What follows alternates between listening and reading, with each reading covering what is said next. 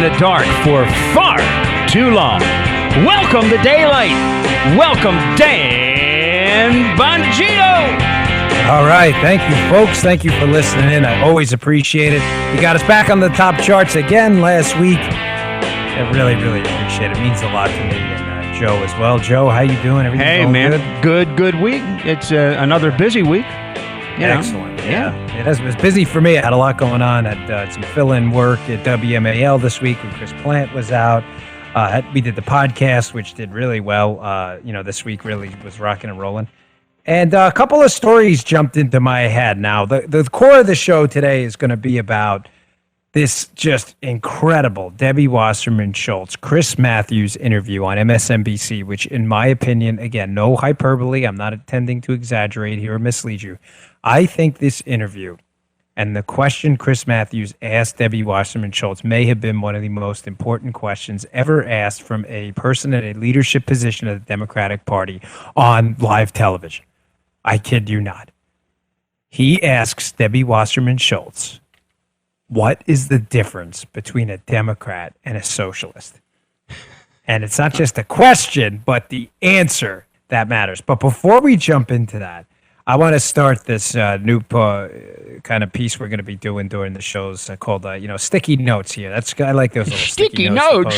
Sticky notes. Oh, it's just sticky notes. Things you need to be reminded about, but you don't want to necessarily write an essay about all the time. I write a lot. I blog on my Facebook, on my Bongino.com. I write for Conservative Review. I just finished my second book. But sometimes I just have a couple quick things to say to go on Twitter or sticky notes somewhere to remind me. So a couple stories you need to know about. So this jihadist savage in Chattanooga, of course, that shot up the military recruiting center. I read on Alan West's blog, which I'm having a hard time believing this story, but I trust Alan West. He usually does his homework before he reports on this stuff. And I posted it on my Facebook page. You're never going to believe this, Joe, that a Lieutenant Commander, Timothy White, who is an officer, a military officer, apparently returned fire at this savage as he was shooting up this military recruiting center, killing 5 of our heroic servicemen. He returned fire. We don't know if he hit him or if he did not. But Joe, the military is looking at charging this guy. Yeah. No, not the dead shooter. The Lieutenant Commander Timothy White. Yeah, it's amazing. Oh, my God. Do we live in bizarro world or what? I say all the time, we're in that George Costanza Seinfeld episode where George does everything backwards. And this is it. I mean, the president, up is down, down is up, left is right. Heroes are villains, villains are heroes. It's like Lex Luthor's now Superman, Superman's Lex Luthor, Kryptonite's gold, gold's Kryptonite. I don't even know what to say. I wrote a piece on my Facebook. I linked to Alan West's blog on it. You can read it yourself, but if that doesn't get your blood boiling, I don't know what will. It's to the point where you almost don't know how to talk anymore. You don't know. You don't know if you're going to offend somebody or not, even if you're not trying to. You don't know if they're going to understand you anymore. Yeah, I mean, it's just there was a speech code that came out. A New Hampshire university where you can't, use the word American. You have to be careful because you may offend someone. I mean, the world has really been turned upside down. It's gotten worse under this president. Also, another story out there I saw, which obviously we all know about the Planned Parenthood story. I did a whole show on it earlier in the week. But so the White House is saying that these Planned Parenthood videos are fraudulent. This is amazing. What a bunch of cowards. I mean, what a bunch of cowards. So they sick the IRS on American citizens. They have major scandals where people die on veterans' VA lists. Their veterans are dying on rationing waiting lists at VA hospitals. They won't admit any, blame in that. They institute Obamacare, where they cancel the insurance policies to 7 million Americans, raise the premiums on everyone else.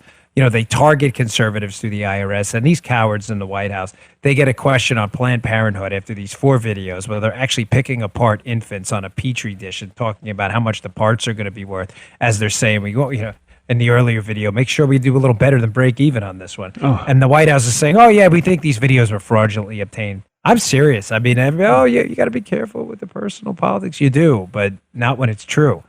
These people are just cowards. You can't stand up against Planned Parenthood in this case. I mean, really, when are the people on the left going to marshal their forces and say, you know what, I may be pro-choice, but this is a little over the line? Well, there's no defending it. Yeah. Yeah, it's that No, simple. There's no defending it, well, so you have to clean it up, and that's something they don't want to have to not do. if you're a moral, ethical human being who has at least some, bedrock in ethics and morals, and you want to generally do the right thing. I mean, if you just don't care and you want to win a political argument, I guess you can defend it, because there are people who not only are defending it or doubling down. I mean, their donations have actually been going up, Planned Parenthood, which I have no problem with. You want to donate to Planned Parenthood, go right ahead. I'm just not paying my taxpayer money. All right, but get into this story. So Debbie Wasserman Schultz, Joe, cue up cut one for me on this one. So they have this interview on MSNBC, and it doesn't start with the question where Chris Matthews says to DNC chair Debbie Wasserman Schultz, and Florida Congresswoman, of course. He asks her the question, what's the difference between a Democrat and a socialist? It starts relatively innocuously with a conversation about Bernie Sanders and where he should be during a convention. So play cut one, Joe. Do you want to see Bernie Sanders speak at the Democratic convention, win or lose? You want to have him up there on the stage as a socialist representing the Democratic Party? Do you want him up there? Bernie Sanders. You want him on the floor of the convention? Bernie Sanders has been a good Democrat. Caucuses with the Democrats. Of course he should speak. Speak in prime time. He should speak at the Democratic National Convention. In prime time, with everybody watching. Bernie Sanders represents we are a big tent So the party. answer is yes. I did. I said yes. I can say yes again. But in prime time. I don't know what time he should speak. Oh, maybe when nobody's watching, you mean. So you see how it starts. The Democratic Party and the leadership of the Democratic Party is clearly a little bit uncomfortable with Bernie Sanders. But here's the but, and this is important. They're not uncomfortable with Bernie Sanders because Bernie Sanders is a self-described socialist. They're uncomfortable with Bernie Sanders because Bernie Sanders admits to being a socialist. Here's the key point here. You can see the uncomfortable conversation there where Debbie Wasserman Schultz is not willing to even say, oh, yeah, sure, we'll put him on in primetime. He could finish number one. He could finish number two. He could be the nominee. If he finishes number two, of course we want him in primetime. He has a big following. She's not even willing to say that.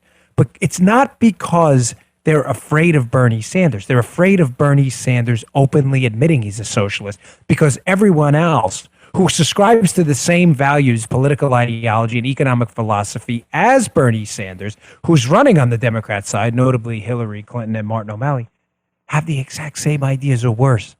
But here's the catch. They're just lying to you about it. They don't want you to know what they're really going to do.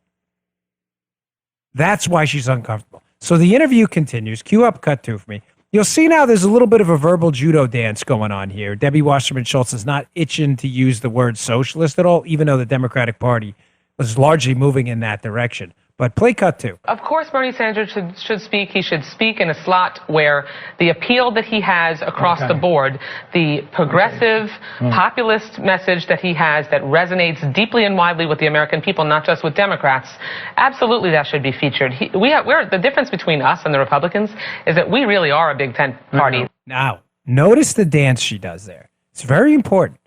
She uses the term progressive and populist. She never uses the term Bernie Sanders uses for himself, which is socialist. She says progressive and populist. Now think about this. Good conservatives have no need to do this verbal judo dance, right? Right. In other words, if people ask me, are you a conservative? Are you a libertarian? Are you a conservatarian? Yes, and yes, depending on what issue we're talking about. I have no problem with that.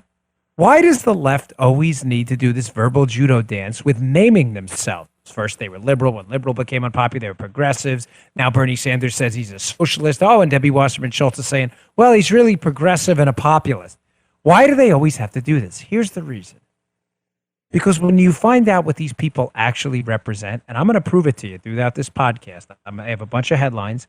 I had some of them I read on the Plant Show this week.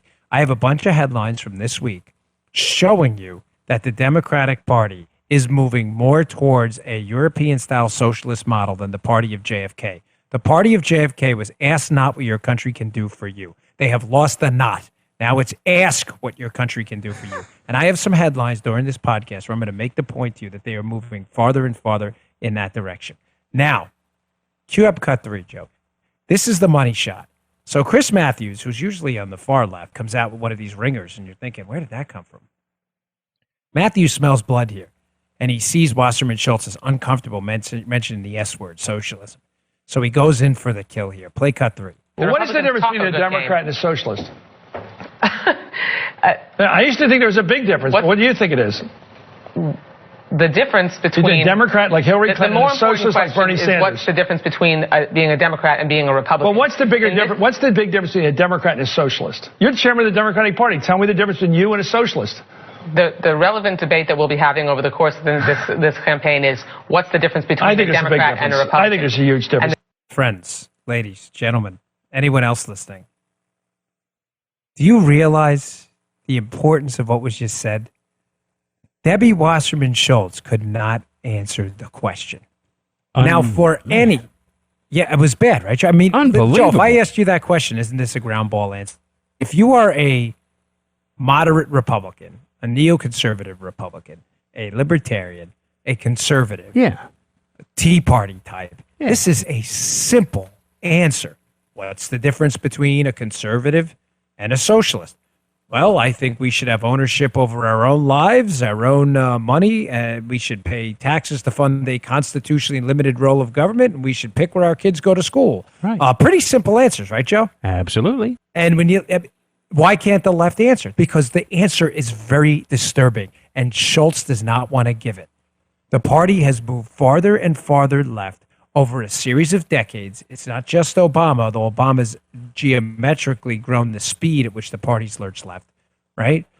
The party has moved progressively towards this European-style socialism model, and they don't want to tell you the truth. And here's the truth. This is the hard truth. And I've used this book on the air before, but Kevin Williamson wrote a really great book from National Review. The book's called An Idiot's Guide to Socialism. It's kind of a tongue-in-cheek title, but the book's very good. It's for It gives you me. a lot of hard data. Yeah. Idiot's Guide to Socialism. Yeah, it is. It's really good.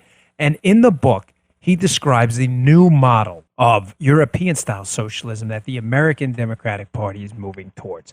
No serious, credible person still aligns with traditional socialism from the USSR. Of course, we have the kooks out there. We get that. But, they're not taken seriously. The Soviet Union, Cuba, these are obviously failed models. What we see now is this alignment with a European-style socialism. And here's the difference. The old traditional socialism is ownership of the means of production by government, by the bureaucracy, by the anointed ones, as Thomas Sowell would call them. So when I say the means of production, we're talking about, the factories and things. Those are things like that. Those are under government control. Now, that model inevitably is always going to fail because what happens is when the government owns the means of production, you have the problems they had in Russia where they would tell people that everything has to be done by planners. Planners dictate the entire economy. So let's say they said to the workers who are working for, fake money, the money's not market-denominated money. It's money given to you by a socialist-controlled regime. The joke was they would say, okay, give us whatever, 1,500 nails a day you're going to make. So in order to make those 1,500 nails, they would take as many shortcuts as they could, and they would produce 1,500 nails. At the minute you hit them with a hammer, they'd break in half because there was no incentive. There was no motive there. There was no profit motive to make a good product for someone. So they would make crap, and they would give it to the government. So then when they turned around and said, okay, here's what we're going to do. Since you made these cheap nails, now we want the nails to be, we want sturdy nails, but we're not going to worry so much about the number. Then what would they give them? They would give them, 5 or 6 huge nails every day because they'd have to base it on weight. And these nails would be ridiculous. They weren't even usable anywhere. They'd look like bowling pins. They were so thin. So that's what happens in a planned economy. In a planned economy with no market incentives and no signals from consumers about what they want and what they don't, nobody knows if they like those nails. In a free market, you go to Home Depot, you buy a box of crappy nails. Guess what? The nail company goes out of business because people buy other nails after a while. This is pretty simple stuff, okay? That failed. So this new model of socialism, which the American Democratic Party, not all, but the American Democratic Party is largely lurching towards, is this Obamacare model, where what they do is, and this is interesting, they introduce extremely high near confiscatory tax rates, where they tax everything they can get their hands on. And then they introduce a regulatory structure where, although private companies still own their own means of production, they're subjected to mounds of government regulation where, in essence, the government's running the production anyway. So think about it in terms of Obamacare, right? The left will always say to you, oh, it's not government-run healthcare. These exchanges, they may be state exchanges, but they're private companies. Yeah, but they're private companies, private healthcare companies that have to sell exactly what the state is telling them to sell. There's no differentiation. It's like I've used the example before about the car dealership. It's like going in a car dealership and saying, hey, I'm looking for a car. And I'm saying, okay, here are your choices. You can buy a 2010 white Chevy Tahoe. You have anything else? No, that's it. There's 50 of them because the government told us that's the car we have to make. Now, you may own the dealership. It may be whatever, Dan's car dealership. But do you really? You're not making any of the decisions. And then if the tax rate on the dealership was 50, 60% by the time you're done with everything else, not only are you not making the business decisions, but you're also not making the money either. When you work and you work to pay someone else 50, 60, sometimes 70% of the time, depending on marginal tax rates, are you really working for yourself? Or are you working for someone else and then keeping a little bit for yourself at the end? Because they're allowing you to. This is the new form of socialism, this European model of socialism that the left is subscribing to. We don't have to own the means of production anymore if you're the government. If we tax and regulate it to death, we own it anyway. And that's why Debbie Wasserman Schultz cannot answer the question. It is as simple as that, because the answers are extremely uncomfortable. When Chris Matthews asked, what's the difference between a Democrat and a socialist? The right answer is very little. Or as someone wrote on my Facebook page, spelling. Pretty funny, huh? I guess some of the people who comment on my Facebook. Yeah, some of them, I'll tell you, Joe, I get some really creative people on my Facebook. They do a really good job. I read a lot of the comments too. But here are some headlines I picked out this week in case you're doubting what I'm telling you. That this is really going on, and you think this is some conspiracy theory, or I'm just another Republican who's somehow angry at the Democrats. I'm not angry at Democrats. I'm angry that we're losing our country, and I'm angry that a lot of moderate Democrats are being suckered by President Obama, who they really believe is a moderate. So here's the first headline I picked out. There was a Wall Street Journal piece this week covering the expansion, the economic expansion, and believe me, I'm using that term expansion loosely, by Eric Morath. The title, The Worst Expansion Since World War II Was Even Weaker. Get a load of this. The economy between 2012 and 2014 grew at 2%. They downgraded it, Joe. So if the recovery from the recession wasn't already the worst in history, they've already downgraded it by 0.3%. So it's been downgraded again. So the economy grew at a paltry, disturbing 2%, which is barely enough to keep up with immigration and new entrants into the workforce. And here's the kicker, Joe. Just to show you that this economic system that President Obama's employed, where they tax and regulate everything to death, how this thing is not working. Yeah. This is the worst recovery in post-World War II modern American history, and it is a 0.5 percentage point worse than the prior worst recovery, which was 2001 to 2007. It's a 0.5 percentage point worse. That's how bad this recovery really is. So in case you have any illusions that the new Obamacare type tax and regulate the economy to death, but let people still own their businesses, although they're going to tax and regulate them to death, any illusions that this was somehow working and was some model of success that we should move forward with, listen, it's not working. It's not working. All you have to do is read the newspaper. You're just ignoring the obvious. Obama created 6 million jobs. Great. Clinton created 23 million. Reagan created 20 million. He's not even close. It was the worst recession in American history before that, before the Great Depression, people say. Okay. Yeah, exactly. Such whiners. What they're not telling you is the economic recoveries from severe depressions are better, not worse. Again, just the facts. If you're interested in that kind of thing. But sadly, increasingly, I find that the liberal intelligentsia that I debate, whether it be on talk radio or in forums or anywhere else, they're just not interested in the truth. They're only interested in, Obama's wonderful, Clinton's wonderful, Pelosi's wonderful, liberalism works, and it doesn't. It's a disaster. All right, I have more headlines too. A disturbing story on entitlements that came out this week that I've been sounding the alarm on for a very long time, along with many others. So after the break, I'm going to get to that, and I have some headlines also on immigration, healthcare, and the internet, and this housing HUD disaster, just to prove to you what I'm telling you is true. This new model, this new socialism, This is where the Democratic Party is going, and that's why Debbie Wasserman Schultz couldn't answer the question. All right, we'll be right back.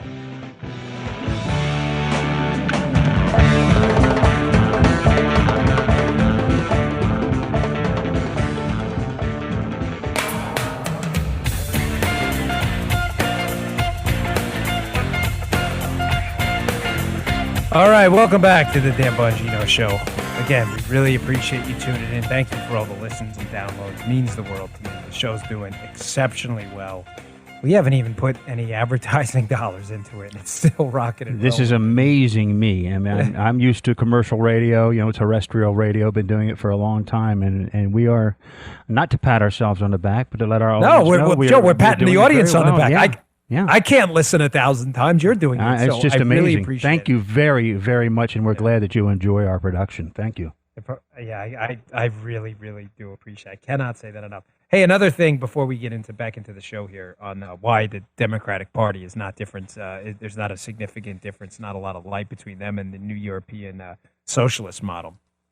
I got an advance copy of Levin's book, Plunder and Deceit, and I can't recommend this enough. If you are one of our millennials, I know was it Garrett Humbertson, my buddy out there from Allegheny County, who helped a lot in the last congressional race. He writes for Red Millennial out there. You guys really need to, and ladies out there need to check the book out. It's really good for anyone. It's about how we're plundering and deceiving the next generation. But the book provides just the data that's so well researched. It's incredible. So I'm almost halfway through it. I'm going to write a review on it. But it's an exceptional piece coming out soon. And I think I'd be doing you a disservice if I didn't recommend it. I'm not just saying that because Mark's a friend. It is an exceptional book. Every millennial who's conservative, libertarian, even moderate Democrat or Republican needs to take a look. All right. Getting back to my core topic for the day. Headlines for the week that prove my point that Debbie Wasserman Schultz can't answer the question, what's the difference between a Democrat and a socialist? Because she's uncomfortable with the answer, which is very little.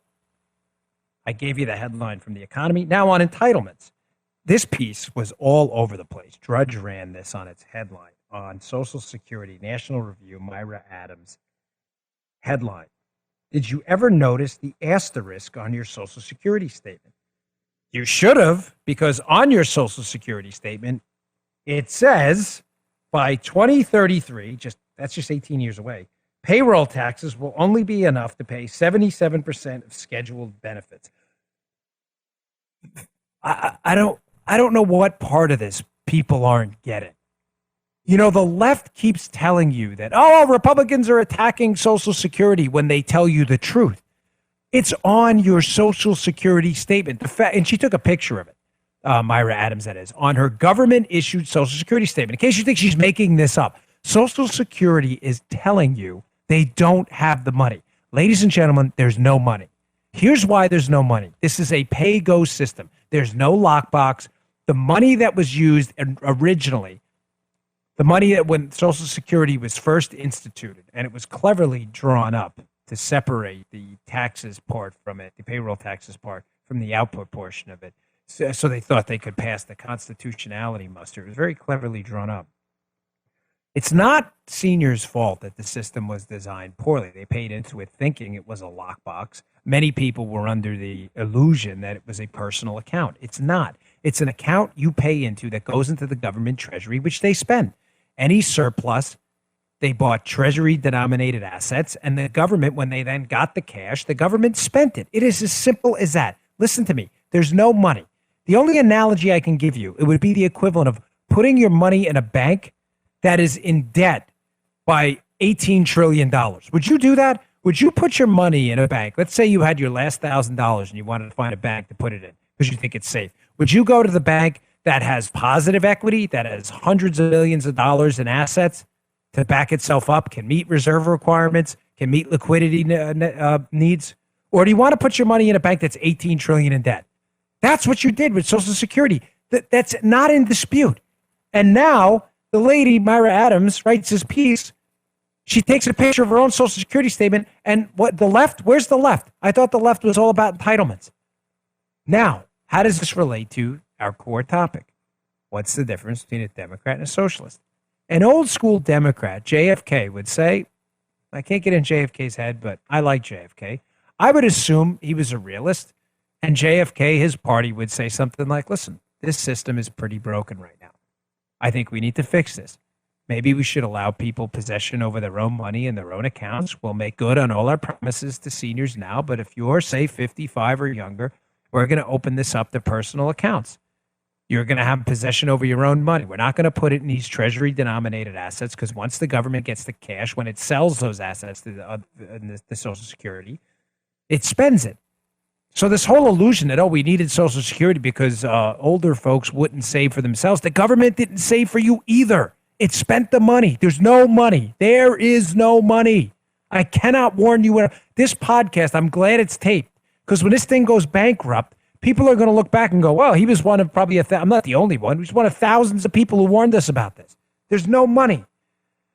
Now, JFK would have done that. What does the modern Democratic Party do? They demonize any Republican that speaks out against this waste of Social Security money where they already stole the money from people. They say, oh, you must hate older people. You want Social Security to go away. No, I want people to be secure in their old age. And clearly the government has not provided any security because they can't make good. They can't make good. It's only 18 years away before they have to start cutting benefits. That's it. If you're 60, you'll be 78 when they're cutting your benefits, just when you need them. This is real. This is real, man. This isn't a joke. Now, the reason the new European-style socialists that are calling themselves Democrats don't want this is because they don't want personal accounts, because they cannot stand financial markets. They cannot stand liquid capital markets. They want the money under the control of the government. And once people have personal accounts and they're under their control and that money enters the financial system, whatever way it does it, even if it was in buying treasury bonds themselves, the government does not control it and can't spend it. Ladies and gentlemen, it is as simple as that. That headline this week should slap you in the face, proving the point that there is very little daylight between a modern Democrat and a socialist. All right, here's another one on healthcare. An article by Phil Klein, the Washington Examiner. Headline: turns out Obamacare is a government takeover. What? Yeah. Well, this is an interesting number. Really? I've used this number on the show before, Joe. 40% of healthcare is paid for by the government. 40% before Obama took charge. So in 2007, 40% of healthcare is paid by the government. So any of your liberal friends who tell you the free market failed in healthcare, really try it sometime, because a free market is not a market where 40% of that market is paid for by taxpayer dollars through government bureaucrats. So please, cut the crap, huh? 40% is now paid for by government. By 2024, when Obamacare is fully implemented, this number is going to reach 47%. Almost 50% of healthcare, Joe, is going to be paid for by the government by 2024, right around the corner. That's unsustainable. Of course it's unsustainable. Of course it is, yeah. And it goes to prove my point, Joe, again, that all these Obamacare acolytes who tell you, oh, it's still a free market, they're just exchanges. The companies are still run by shareholders. They're still private companies. No, they're not. Okay, the expansion of Medicaid, the failure of Medicaid, the unsustainable costs that built into Medicare because it's not controlled by the patient, it's controlled by a third-party government bureaucrat. These unsustainable costs are taking over the entire system, and the private companies that are in the exchanges, again, are being taxed and regulated to death and are not free to act like private companies. That's what matters, the ability to act like a private company, not to say it. The name doesn't matter, the actions matter. This should scare everyone. This is a really, really big deal. Another headline on the internet this week. I mean, on the internet. Not I found it on the internet, but I'm talking about the articles about the internet. Another Washington Examiner piece by Paul Bedard. He writes a good thing called like it's like an email blast he sends out everybody. Paul Bedard's Washington Secrets. It's pretty good. Headline: it's back. FEC says regulating the internet, Google, Facebook is, quote, under its purview.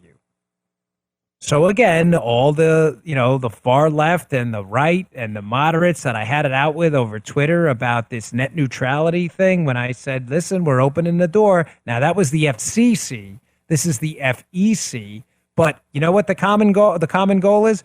They're two sets of government bureaucrats who want to get their mitts all over the internet. Hey, young ladies and women out there, what's going through your head supporting these people? I thought we were into freedom, questioning authority, being left alone, the open internet. What happened to that? When did we become a society begging government to get involved and sanction all our actions and look over our shoulder? You know, Uncle Sam peering over our right shoulder. What's on your computer screen, son? What do you got there? Are you kidding me? The Federal Elections Commission now they think Google and Facebook is under its purview. Here's where this is going. And again, it's going to prove my point. Why there's very little daylight between a Democrat and a socialist right now. This is not about regulating Google, Facebook. It is about controlling free speech over the internet. And this is how it's going to start. You're going to put let's say someone does a 6-second Vine video for you and you're running for office like I did. Let's say I ran for U.S. Senate. Interesting thought, huh, Joe? Let's say I ran for U.S. Senate. And I have a Facebook page, which many of you are on. Thank you very much for that. And I post this 6-second Vine video that a supporter does. And in 6 seconds, he says, whatever, Dan Bongino for Senate. We really support this guy. He's great. Whatever you may say. If I put that on there, they're looking for a way to regulate that. And what they're going to do is they're going to call that an in-kind donation if the video gets a lot of traffic. They're going to say, well, that was the equivalent of a donation. So we can technically regulate that. This is where we're going. And for all of you out there listening and thinking, oh, that's not going to happen. A lot of the stuff you said wasn't going to happen is already happening. We've already had people like, Netflix running for the hills over the net neutrality, who were supporters of net neutrality because they didn't understand the footprint the government was going to put on the internet. It's happening. I'm not a black helicopter guy, ladies and gentlemen. It's happening. It's happening because there's very little daylight. This is about control. There's little daylight between Democrats and socialists, European-style socialists. Very little, almost, if any, because it's not about an open internet. It's not about government regulations. It is about government control. It has always been about that.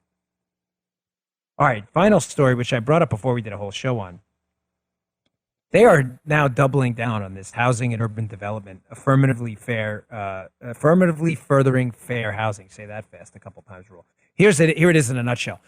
They're looking to stick low-income housing in upper middle-income and middle-income neighborhoods.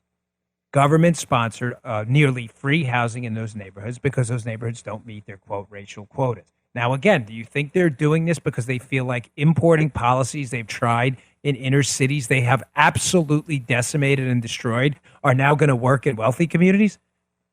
No, these people aren't stupid. So any illusions out there you have that this is being done to further opportunity, no, it's being done to destroy opportunity for people who manage to move out of areas that are already controlled by liberals.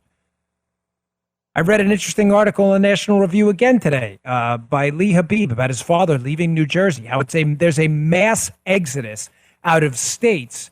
Yeah, I know Christie's the governor, but out of states that are tax and spend states that have massive amounts of a government burden just thrown on your back like Atlas out there. People are leaving in droves. They can't take it anymore. They're escaping to get away. They're moving to these upper middle class neighborhoods in Florida, in Texas, in the South, in Georgia. They're trying to get away, and the Obama administration will not leave them alone. So any illusions that this is about creating opportunity, it's about destroying opportunity, and it's about control. They cannot control local zoning. They cannot control the quality of local neighborhoods. So what are they doing? They're instituting these new HUD guidelines to make sure that just when you think you got away, they follow you. They always follow you.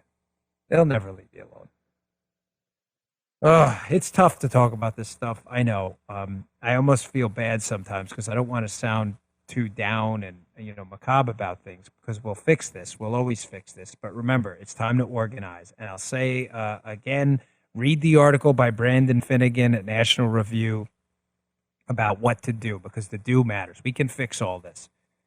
We can kick these guys out, their cronies out, their friends out, their bureaucrats out, and we can take back our country, which we deserve to do. A lot of men and women sacrificed their lives and livelihoods to give us the prosperity we have today. And it's up to us to fight back. The sacrifice matters, not necessarily the result. You were put here to fight back. The fight matters. But the Brendan Finnegan piece describes what you can actually do. And one of the best ways to get out there is to register new voters. Register them now. Go talk to like-minded people and commit to registering 10 voters this year. If all of our listeners did that, we would have tens of thousands of new registered Republicans by the end of the year. We'd be fishing in a whole bigger pond. All right, thanks for listening this week. I appreciate it. We'll have more for you next week, of course. And remember, the fight matters. Sacrifice, sacrifice, sacrifice. When you're up there answering and you're showing your resume to the Almighty, it's what you did that mattered, not what you said. All right, Joe. Another one in the books. And hey, listen, looking forward to the next one already. Yeah, I know. Well, I got to put together, this week I'm going to really do a deep dive on some of the issues that, for next week's show, because I think President Obama is starting to double down. I think he's starting to see the end of the line, and it's getting worse, not better. So we're going to do a deep dive on one specific topic. All right, folks, we'll see you next week. Thanks again, Joe. Appreciate it. I'll see you later.